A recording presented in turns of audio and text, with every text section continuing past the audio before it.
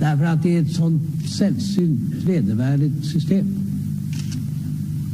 Att på grund av människors hudfärg döma dem till en mycket sämre tillvaro. Och det är en skam för världen så länge detta består. Ja, det är mord på Sveavägen. Det var en slakt. Och det var en slaktare. Det var en bödel som visste precis vad han ville. Han blev inte skjuten som statsminister. Han blev skjuten som privatperson. Polisen säger att mordet av allt att döma var mycket noga planlagt. Och alla personer med walkie-talkies på varsin sida om Sveavägen som man hörde liksom. Jag trodde att man i mordutredningar alltid gjorde bandade förhör med de väsentliga personerna som har funnits på platsen och som är viktiga. Makalöst ointresse. Och det är klart att man försöker liksom suggerera sig fram till att få ihop bilderna om hon var säker på att det var dem, så vill man ju få det att överensstämma med sitt eget vittnesmål. När sanningen om det här kommer fram så kommer det svenska samhället att förändras i grunden. Sydafrika, vilket jag personligen tycker är ett ganska intressant uppslag med tanke på att det är en ganska konkret motivbild. Det pratas mycket om Sydafrika och det är flera personer som har tagit kontakt med oss och haft intressanta synpunkter på det här uppslaget. Fick Craig veta att Palme var nyckelpersonen i att ena sydafrikanska anti-apartheidrörelsen. Det var min tanke och det har jag trott allt sedan dess.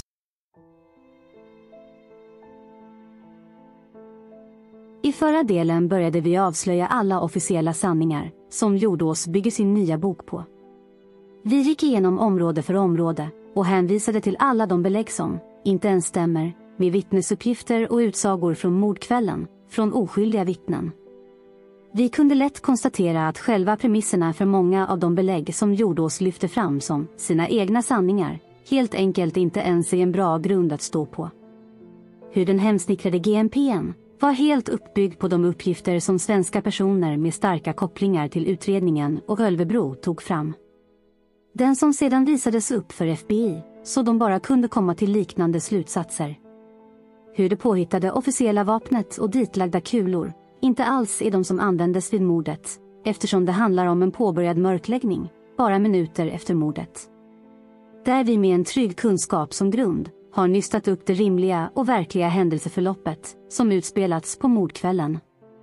Ett händelseförlopp som absolut inte Christer Andersson, Christer Pettersson, Stig Engström, Viktor Gunnarsson, Walter Kirisits har varit en del av överhuvudtaget. I denna del kommer vi att gå ner på djupet i några av de anmärkningsvärda uppgifterna som Jordås använder i sitt narrativ för att få ihop sitt korthus. Men vi ska verkligen börja med att utmana, i helhet, när det gäller Christer A. Något som vi började med i förra delen, när vi försökte att tillämpa uppgifter på en själv eller någon udda släktning man har. Som vi tidigare tagit upp så är det lätt att göra det fundamentala attributionsfelet när man får höra om något märkligt som någon annan har gjort. Eller många märkliga omständigheter som i Christer har fallet med smutsiga retoriska uppbyggda påhittade narrativ. Något som man allt för lätt viftar bort och tillskriver en person utan att ens försöka sätta sig in i själva kontexten. Situationen personen befinner sig i eller vad som lett fram till den. Då är vi människor inte så olika. Det är därför som en mycket nyttig metod i ett hypotesarbete är att verkligen sätta sig in i en annan persons liv och omständigheter och försöka förstå vad som kan ha motiverat handlingar och utsagor. Det bästa för dem som följt denna kanal innebär att ni redan har en mycket relevant erfarenhet av detta när det gäller Palmemordet. Så, för att pedagogiskt försöka förklara vad som avses med detta tankeexperiment, så är det bäst att vi utgår ifrån vår bridgespelande reklamgubbe från Täby, Stig Engström, som mallen för detta, även när det gäller smutskastningen av Christer A. Ni minns väl hur Engströms lögner har varit något som legat honom till last. Så till den grad att det var ett starkt argument för att peka ut honom som statsministermördare. Hur han har blivit utmålad som att vilja vara mer delaktig än vad han egentligen var, och så vidare. Men, när man väl gick igenom lögnerna, förstod vad det bakomliggande motivet verkligen var, till att flytta fram utpasseringstiden och att han själv uppgav i alla förhör att han blev förväxlad med gärningsmannen, så var det inte så svårt att förstå vad han egentligen gjorde i samband med skotten. När sedan vittnesuppgifterna styrkte att det var Engström, och endast Engström, som sprang upp för trapporna till åsen, att han tog sig tillbaka via Kungsgatan, där han stoppade poliskommissarie Söderström, innan han tog sig tillbaka till mordplatsen, pratade med vittnet Jan Andersson, innan han gick tillbaka till arbetet, och sedan valde att ljuga om allt som hänt. Det var först då vi fick en möjlighet att överväga om vi själva hade kunnat gjort något liknande i hans situation. Att helt enkelt kämpa för sitt eget liv, för att slippa åka dit som en oskyldig syndabock för mordet på landets statsminister. Engström, som stod på Tunnelgatan när skotten föll, borde rimligen ha sett mer än andra. Han borde rimligen ha blivit väldigt chockad att det var polisen, som han själv stoppade många minuter efter mordet, som var först på plats vid mordplatsen. Det är först då vi förstår att Engström rimligen visste helt andra saker än vad vi vet kring ett mörklagt Palmemord. Hur han förstod att han varit en av de 2 flyende gärningsmännen i mörka rockar som vittnen sett fly från platsen. Att Engström då visste att han som ogillade Palme kunde ha åkt dit om man inte fick tag i den andra. Helt plötsligt blir hela Engströms agerande som aktiv och delaktig i att få berätta sin lögnaktiga tillrättalagda version mycket rimligare. Han kämpade helt enkelt för sitt liv. Allt det här vet ni redan, men tänk om vi tillämpar mycket av detta tänk, även på Christer A. När det gäller Christer A så har jag som sagt inte alls satt mig in i honom som personen eller hans personliga egenskaper. Något som kommer bli spännande att eventuellt justera framöver när det finns mer tid för det. Just nu är inte Christer A relevant eftersom han inte heller har något med mordet att göra. Det handlar bara om att kartlägga hur mörkläggningen fortsätter att fungera med nya villospår och ensamma galningar hela tiden. Så, med alla de uppgifter som Jordås tycker att vi ska tycka är så anmärkningsvärda, så vi ska tycka att Palmemordet är löst och gå vidare med våra liv, så kan man som vanligt tvärtom tänka med de uppgifter han försöker sälja in. Om Christer A nu har berättat för släktingar och vänner om hur mycket han ogillar Olof Palme, så är det helt naturligt att känna sig träffad i det, oavsett om man är helt oskyldig till mordet. Kanske just på grund av det, eller ett allmänt intresse av det enda statsministermordet vi haft, så börjar man följa hur utredningen går. Helt plötsligt sitter Holmér och viftar med en Magnum i tv på bästa sändningstid. Vilket Christer A också har bekräftat i förhör att han reagerat på. Ett vapen som Christer A har. Kanske något som andra vet att han har. Helt plötsligt känner sig Christer A ännu mer träffad och potentiellt utpekad. Om nu Christer A följer den otroligt märkliga utredningen som går från ensam galning till en ny ensam galning. Följer den sjuka rättegången mot Christer Pettersson och tänker att det hade kunnat varit han själv. Vilket också bekräftas av hur Christer A kritiserar utredningen enormt i förhören och till och med utmanar polisen att låta Lisbeth peka ut honom. Uppenbarligen förstår man mellan raderna att Christer A har en grym olustkänsla av att Palmeskenutredningen försöker sätta dit någon för mordet, baserat på alla märkligheter som omgärdar utredningen och olika utpekanden. Då kommer själva kärnfrågan. Vad hade du då gjort när Palmeskenutredningen kontaktade dig om att provskjuta ditt vapen, om du var Christer A? Vad hade du gjort om du som intelligent, myndighetskritisk person som ogillar Palme vet att man är en udda figur? Lever en form av självvald ensamhet. Om du nu misstror Palmeskenutredningen, och det här är viktigt, med facit i hand, med all rätta, så finns ju risken att de tar Christer A's Magnum, skjuter fram ett par av Östlings kulor med hans revolver och sedan sätter dit honom för mordet. Han vet kanske att han inte har alibi för kvällen och äger Holmers viftade vapentyp vid tiden för mordet. Här blir det även uppenbart med Jordås snabba anklagande förklaringar om hur olagligt det var att sälja vapnet vidare utan att förlustanmäla det. Men hade Christer A sålt vidare vapnet så hade väl Palmeskenutredningen kunnat sätta dit Christer A ändå, eftersom han då hade varit ägare vid tiden för mordet. Och då fått ännu mer belägg eftersom han sålt det vidare. Och försökt göra sig av med det. blir inte avvägningen att hellre åka dit för att ha sålt vapnet olagligt, i förhållande till att åka dit som syndabock och svensk statsministermördare, blir rätt rimligt. Om dessa antaganden nu stämmer, blir det inte då ett mer rimligt agerande att Christer A helt enkelt gräver ner sin Magnum eller slänger den i en djup sjö, kanske med båten han hade tillgång till? För att det absolut inte ska finnas någon möjlighet att sätta dit honom för mordet. Då blir det också lättare att förstå att han ljuger om att han sålt vapnet till någon turkgrek. Lögnen och motivet bakom blir alltså helt rimligt. Poängen är att göra sig av med vapnet för att slippa bli ditsatt av en syndabocksökande Palmeskenutredning. Med tanke på att man redan under mordnatten försökte sätta dit den galna österrikaren, är det inte då rimligt att tro att gå ut och söka alla som hade tillgång till det presskonferensviftade påhittade mordvapnet, möjligen just handlade om att hitta nya syndabockar att sätta dit. Det var ju bara skjuta fram nya kulor av samma typ i skällen, tvätta, låta Visbaden bekräfta.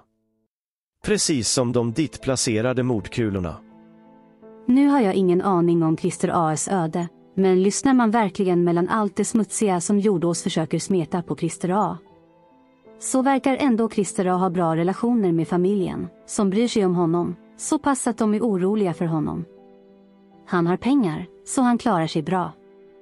Han sitter i styrelsen i skytteföreningen. Det är väl inte konstigt om hans beteende kan ändra sig efter mordet, när han känner sig misstänksam, träffade allt märkligt som händer runt utredningen. Så till den grad att han besöker mordplatsen lång tid efteråt, kanske bara för att fira att han slapp bli ditsatt som syndabock.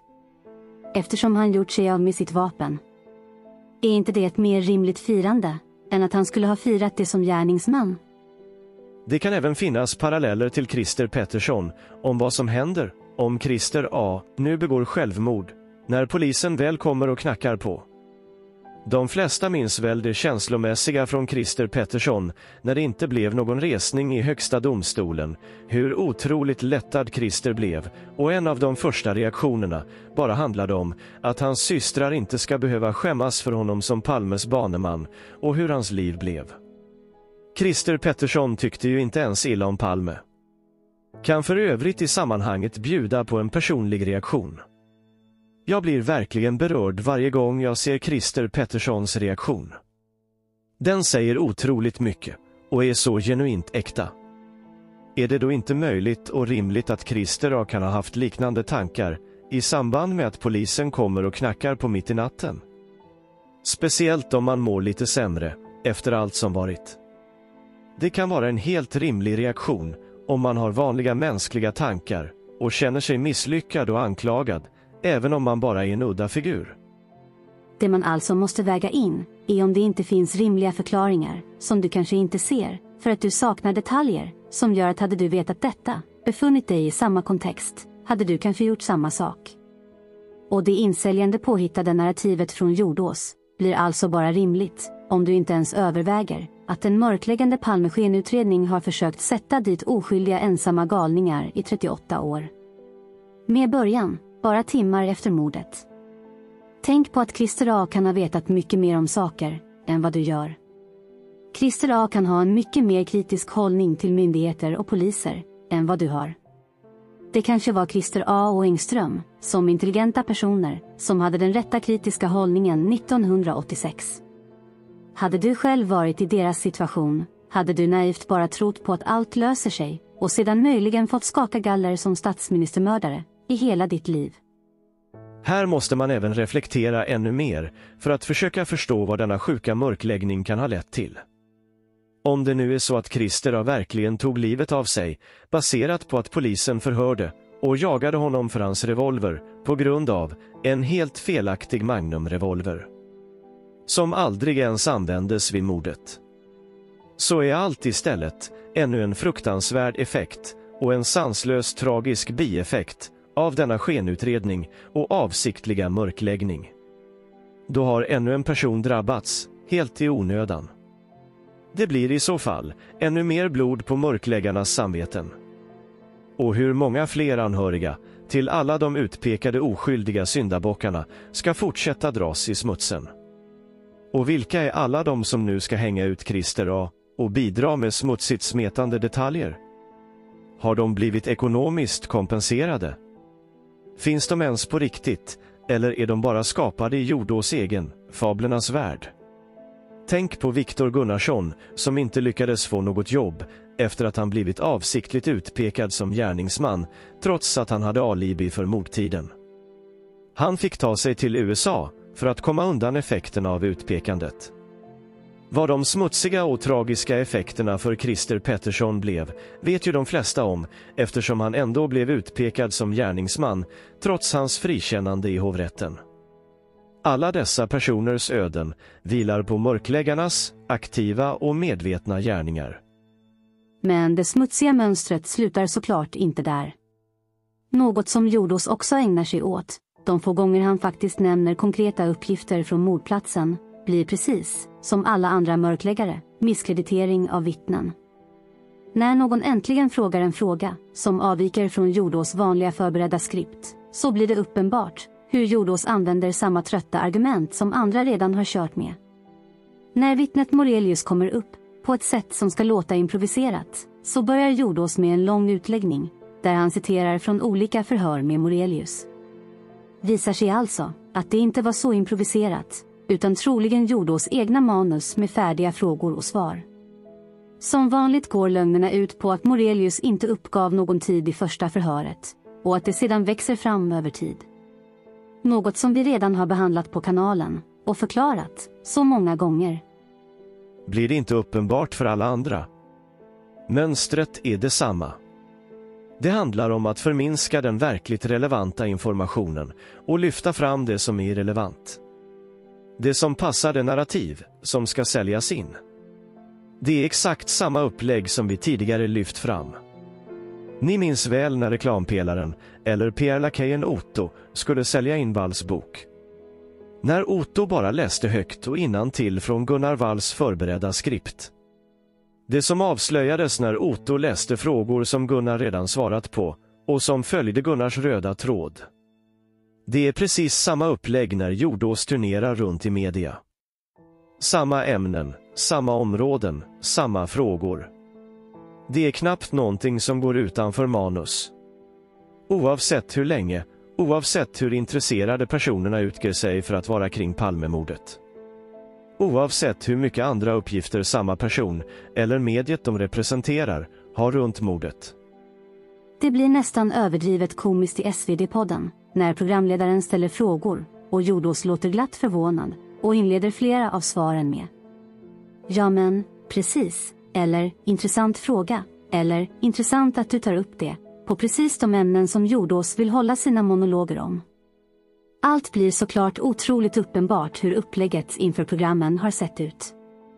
Inte en enda fråga överraskar Jordås. Lyssnar man, finns det inte ens en tänkande paus, inte ens en motfråga om vad den andra menar.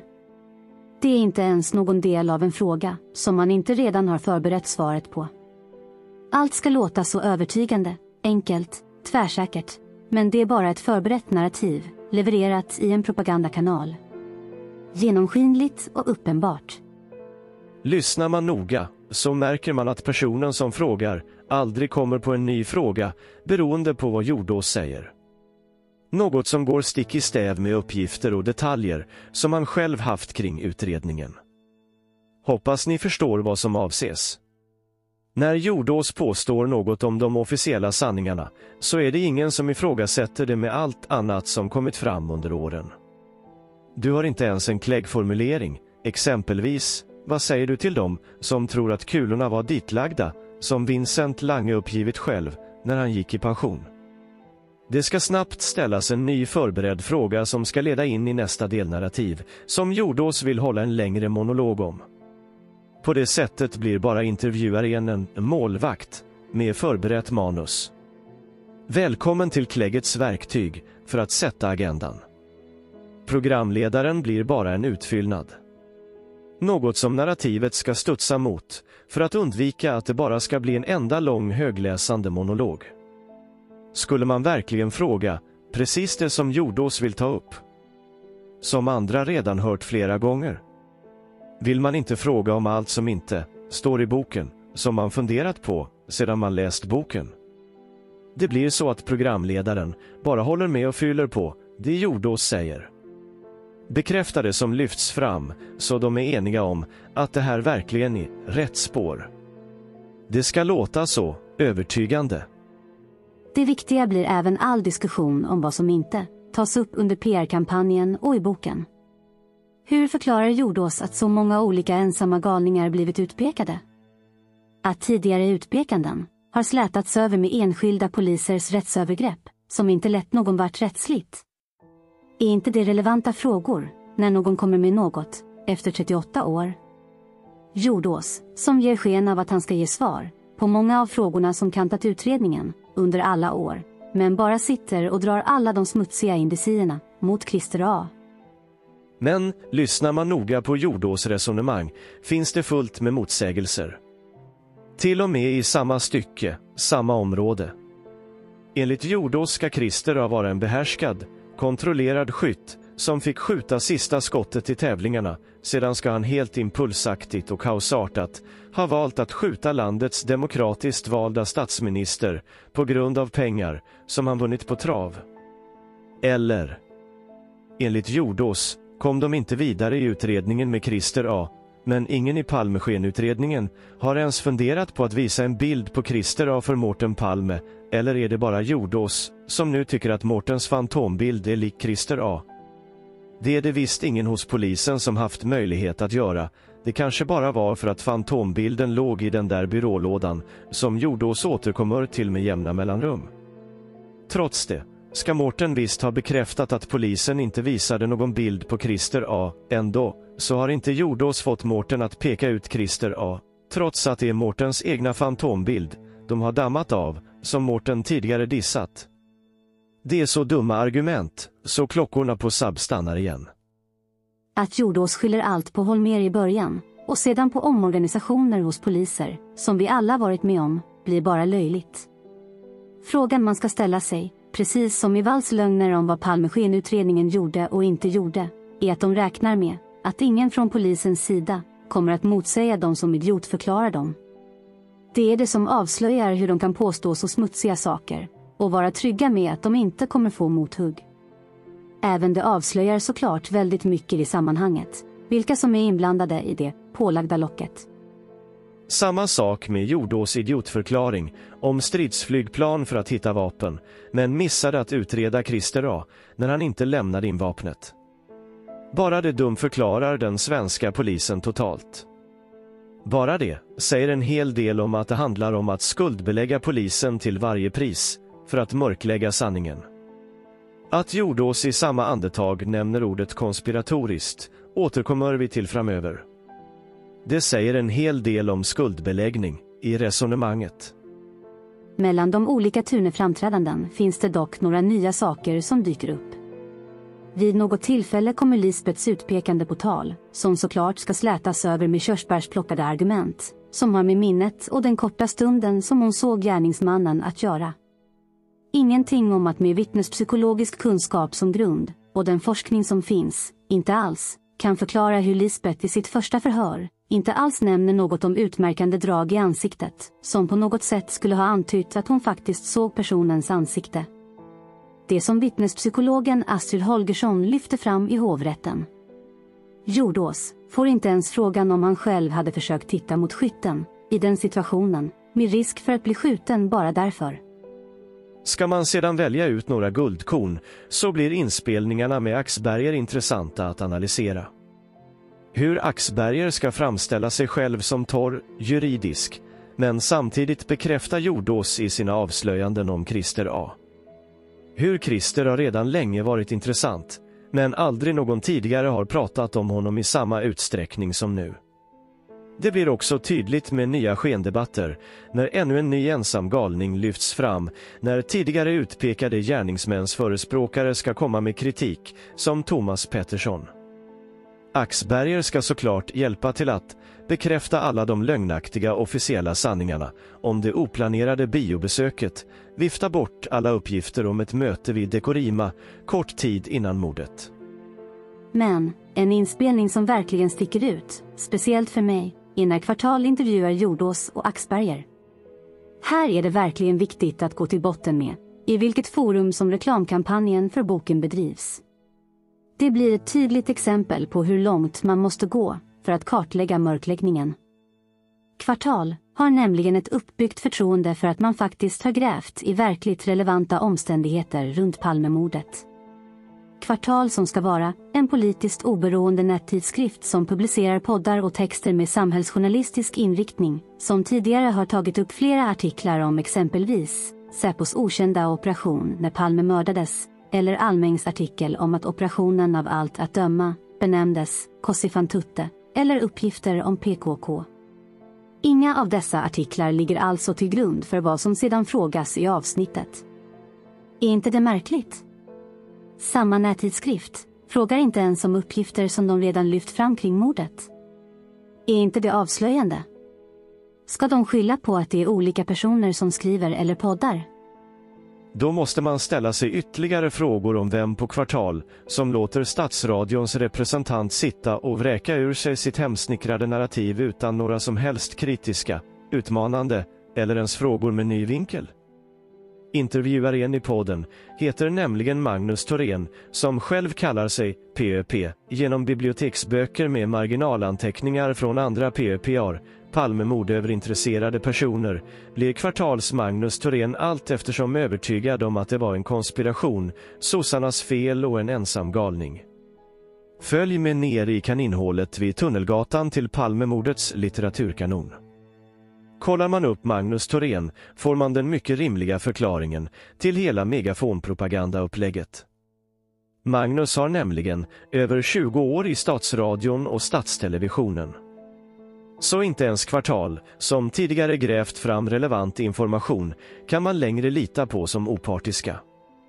Utan ägnar sig åt politisk aktivism och mörkläggande inför hela svenska folket. Det blir till att sluta donera till den skriften för att slippa bidra till en fortsatt mörkläggning av Palmemordet. Vad som också verkligen avslöjar allt detta är det uppenbara och utstuderade snacket om konspirationsteorier i programmet. Startar man hela avsnittet med att i flera minuter diskutera begreppet konspirationsteorier, så vet man att det kommer bli en propagandahjärntvätt i mörkläggningens tecken.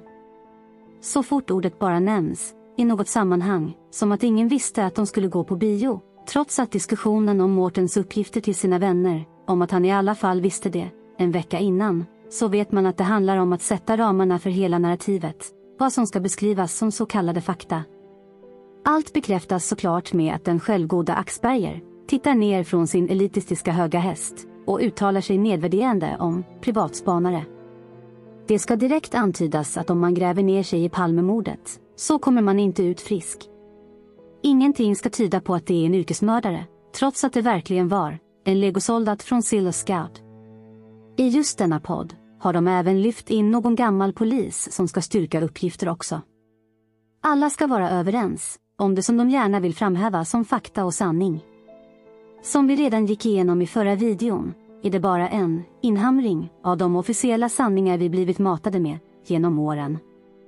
Det presskonferensviftade vapnet och upphittade kulorna ska ännu en gång vara bevis och fakta för en ensam galning. Det är bara det att premisserna är helt felaktiga och därför faller alla slutsatser som ett korthus. Lyssna verkligen på hur de första minuterna bara handlar om att döma allt, avvikande från deras egna narrativ, som en del av konspirationsteorier. Det blir uppenbart att så fort detta ord nämns i ett Palmemordssammanhang så är det övervägande i ett mörkläggande syfte. Vi kommer i ett avsnitt framöver förklara var allt detta kommer ifrån. Men tills dess, var uppmärksamma på när just ordet nämns, då ska du verkligen dra öronen åt dig. Ett nedsättande ord som konspirationsteori kan bara användas mot någon annan i förminskande syfte. När väl en utmanande teori mot officiella sanningar är underbyggd med verklig fakta, så blir teorin en sanning. Då kan den väl inte längre vara konspiratorisk. Då har tyvärr alla de som använt begreppet för att förminska meningsmotståndarna och uppenbart använt detta som verktyg avslöjat sig. Som vi tog upp tidigare så rekommenderas att lyssna på ett avsnitt igen, efter att ni bara öppnat för möjligheten att den udda karaktären Christer A. med sitt vapenintresse och uppfattning om Palme, förstod själv att han skulle bli misstänkt så fort som Holmér viftade med samma vapen som han ägde. Att han som intelligent och myndighetskritisk i grunden troligen hade en mycket bra uppfattning om att Palmeskenutredningen höll på att sätta dit oskyldiga syndabockar och därför agerade ut efter det. Lyssnar man flera gånger med en ny insikt om vad som egentligen kan ha legat bakom, blir upplevelsen helt annorlunda. Och många pusselbitar faller på plats och utestående frågor får sina rimliga svar. Det är otroligt tillfredsställande. Vidare blir det tydligt i många intervjuer med Jordås att när han blir uppmanad att förklara vad som faktiskt har hänt på mordkvällen, då blir det bara en massa antaganden i de körsbärsplockade uppgifterna han hänvisar till. Mycket likt hur åklagare Christer Petersson antog att Engström hade ett vapen. Christer A. måste ha sett Olof av en slump. Blivit upprörd och gått hem, hämtat vapnet, inte lugnat ner sig under hela biofilmen, gått tillbaka till bion med en Magnum, väntat ända till mordplatsen för att skjuta, sprungit upp för trapporna och sedan är det bara så. Här måste man i alla fall lyfta fram Thomas Pettersson som under så många år verkte fram sin saga om Engström. Fundera själv på hur knäppt det låter med en ensam galning. Skulle någon verkligen bara råkat få syn på Palme, en demokratiskt vald statsminister, i ett öppet och mänskligt samhälle 1986, i sällskap med sin fru, gå på bio med son och hans flickvän, utnyttja den oerhörda ilska någon skulle ha känt för att bara bestämma sig för att gå hem och hämta en kanon till vapen, utan att överhuvudtaget tänka på om livvakter fanns i närheten, med risk för att bli mördad på kuppen. Chansa på att springa runt på stan med en kanon, om det nu bara var så att Palme hämtades upp med bil utanför biofilmen. Vad var förresten Christer A.s roll i det som vittnen uppger hände utanför biografen, när någon person agerade hotfullt mot Palme, det som ett vittne såg, och som en av Palmeåklagarna sedan hotfullt tystade ner? Nu vet vi ju att det var en person som ogenerat letade efter Palme med stirrig blick, in genom rutorna till biografen, men där har vi ju fina skisser från vittnet Birgitta Wennerling som liknar Olof Palmes vän Theo i många distinkta drag. Varför gör inte Jordås någon A-jämförelse mellan skissen och Christer A, som trots allt bygger på en verklig person från Sveavägen på mordkvällen, jämfört med Mårtens fantasibyggda fantombild? Det var ingen ensam galning. Det var ett planerat kort möte vid Dekorima som föranledde biobesöket. Biobesöket med paret Palme och Mårten och hans flickvän var planerat över en vecka innan, precis som vänner till Mårten uppgivit att han använt som skäl till att inte vara med och fira en kompis. Det blir även komiskt när Jordås får frågan om att fortsätta gräva i mordet, och han ska landa i känslan, som så många andra redan landat i, när man inte längre ska gräva i mordet. När det inte längre är någon idé. Att alla ska fundera själva, om de nu har kommit till den punkten. Det är så uppenbart att det ska verka som det sista försöker att komma till ro med vad som hänt, eftersom inget mer kommer att komma fram. Typiska retoriska knep att övertyga genom att själv vara så tillfreds med vad han har hittat på. Sedan är det alla paralleller till andra händelser som lyfts fram när det passar. Det är attentatet mot Trump, som Jordås mycket vågat, bara säger handlat om en ensam galning. Det är mordet på Anna Lind, händelsen i Visby med Theodor Engström. Körsbärsplockat för att passa det inhamrade narrativet. Ska man på något sätt försöka summera mycket av det som tas upp i hela reklamkampanjen för boken, så är det just körsbärsplockade märkligheter som ska måla ut Christer A som en ensam, galen, vapenfixerad Palmehatare. Trots allt detta hör man mellan raderna motsägelser till allt det smutsiga. Han hade bra kontakt med släktingar som brydde sig om honom. Han hade pengar. Han bidrog i föreningsverksamhet. Hans ensamhet kanske var självvald, och han trivdes med det. Vem ska dömas för det? Det är alltså ett hemsnickrat narrativ, och det är så tydligt att innehållet bara bygger på indicier, som med hela kläggets samtidiga kampanjande ska inhamras i befolkningen via alla möjliga tillgängliga propagandakanaler. Det är både i morgonprogrammen, i kvällsprogrammen i Statstelevisionen, Statsradion och TV4.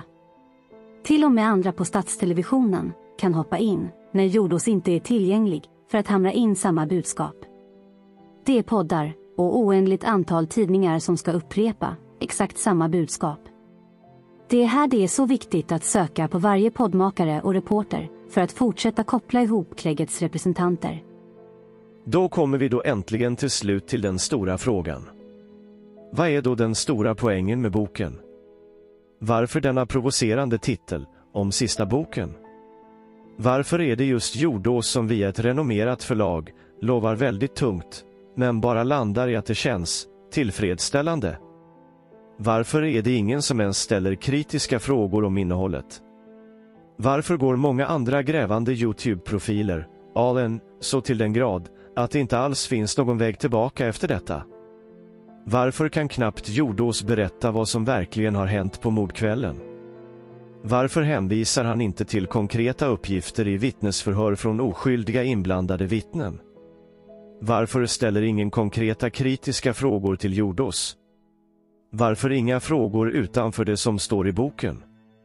Varför låter de bara Jordås hålla sina långa upprepade monologer? Varför hyllas boken så oavkortat?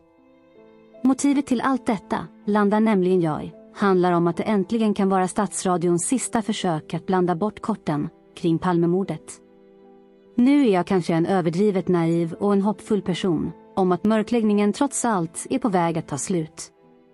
Det går helt enkelt inte att fortsätta hitta på den ena galna historien efter den andra, eller låta helt sjuka teatermordshistorier komma till tals, med rena förtalskampanjer mot en av landets folkvalda statsministrar. Det är mycket möjligt att detta varit en politisk överenskommelse sedan en bra tid tillbaka, där det har funnits utrymme för många av mörkläggarna att hinna anpassa sig till ett liv efter, om de nu har något annat att bidra med i sina liv. För många har mörkläggningen varit ett livsuppdrag, och vad de nu ska göra med sina liv, eller hur de ska kunna se sig i spegeln snedsträck sina barn eller barnbarn i ögonen, får nog de själva svara på. Det är bara granska åldern på många av de aktiva mörkläggarna i olika Palmemordsforum. De som uppger sig vilja söka sanningen. Var de ens födda när Palme sköts på öppen gata? Var de så unga att de inte ens kan ha upplevt den chock och tragedi som Sverige drabbades av när oskulden från denna typ av politiska mord drabbat det kalla lilla landet i norr? Har de verkligen det öppna sår som är en viktig drivkraft för att verkligen objektivt vilja söka sanningen? Eller handlar det om att bara fortsätta att parasitera på denna tragiska händelse ekonomiskt? Så, min hoppfulla och möjligtvis naiva tolkning är ändå att Jordås, som Statsradions representant, nu verkligen har gått ut hårt och skrivit den sista boken i ämnet. Precis som han själv lovar när han får frågan. Att den provocerande titeln inte alls har med att någon överhuvudtaget skulle ha skrivit den sista boken, utan bara om att det är kläggets, i detta fall Statsradions, sista bok. Det är nämligen inte helt ovanligt att public service-representanter får lämna skutan för att bli politiska aktivister för att slippa dra med sig moderskeppet i fallet. I en större kontext kan man alltså dra den rimliga slutsatsen att det handlar om att Statsradion, eller hela public service, inte längre aktivt kommer att skapa fler villospår i trollfabriken kring Palmemordet i mörkläggningens tjänst. Det kan vara därför som det pressas ut så hårt i alla befintliga kanaler. Hur till och med ett välrenommerat förlag, trots att de kallar Jordås bok ett reportage och en berättelse, offrar all sin väl uppbyggda trovärdighet för att nå ut i alla sina kanaler. Hur de busslastar ut Jordås böcker till alla bibliotek utan att det finns någon efterfrågan från biblioteken själva. Allt för att, i ett sista försök, tapetsera Sverige med den sista trollboken kring mordet på Olof Palme från etablissemanget som alla ska kunna hänvisa till. Som Leif GW ska sitta på bästa sändningstid i tv och göra reklam för.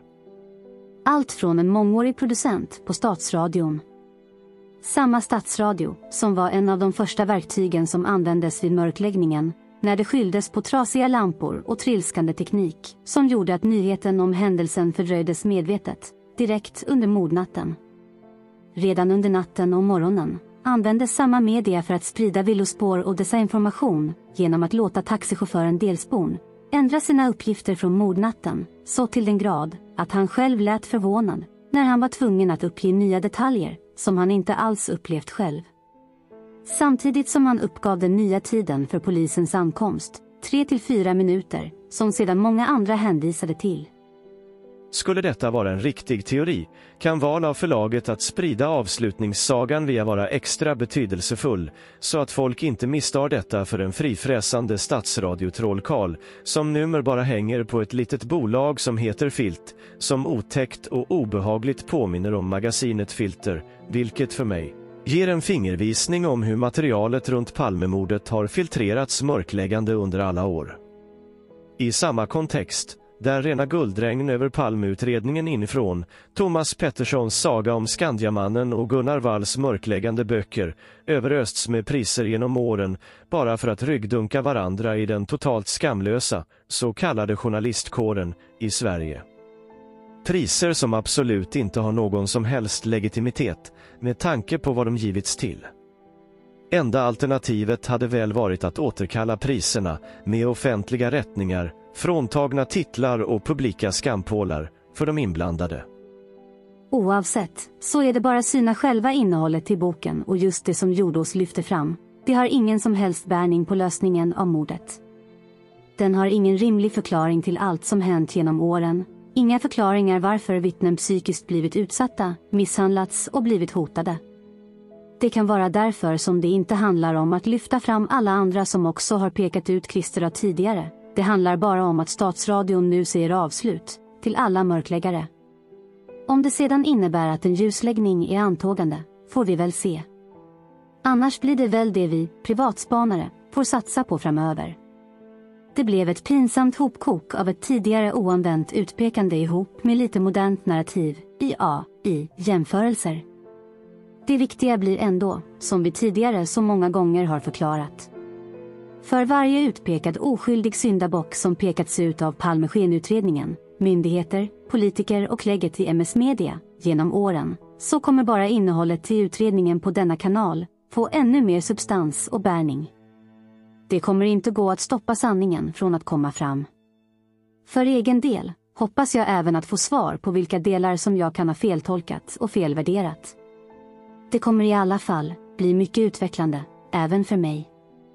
Lustigt nog blir det även en väldigt talande referens som får avsluta denna del.